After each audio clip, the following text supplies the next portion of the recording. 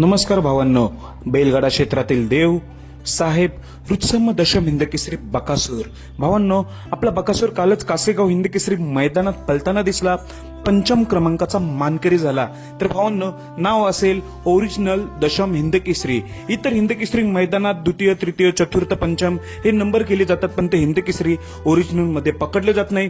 जिथे प्रथम क्रमांक हिंदकेसरी मैदानात तेच पकडलं जातं, म्हणूनच ओरिजिनल दशम हिंदकेसरी आपला बकासूर. तर भावांनो, बकासूर आता कोणत्या मैदानात दिसेल?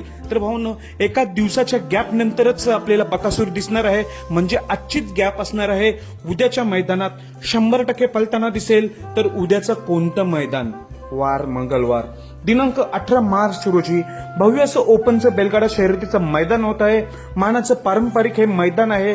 मौजे डोरलेवाडी, तालुका बारामती, जिल्हा पुणे येथे. तर भावांनो, उद्याचे मैदान आहे मौजे डोरलेवाडी येथे आपला बकासूर 100% पलताना दिसणार आहे.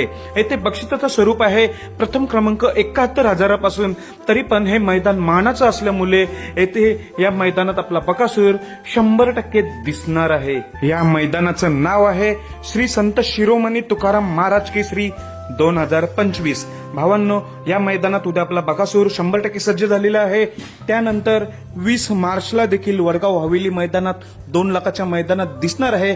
तत्पूर्वी उद्याच आपल्याला डोरलेवाडी मैदानात बकासूर 100% दिसेल आणि पैरा देखील नवीन पैऱ्यात असणार आहे आणि 20 तारखेला टॉप पैऱ्यात असणार आहे. म्हणजे काय, उद्या जे डोरलेवाडी मैदानात आहे तिथे नवीन पैऱ्यात आहे आणि 20 तारखेला 2 लाखाचं जे मैदान आहे तिथे टॉप पैऱ्यात असणार आहे. असो, उद्याच्या डोरलेवाडी मैदानासाठी बकासूरला शुभेच्छा.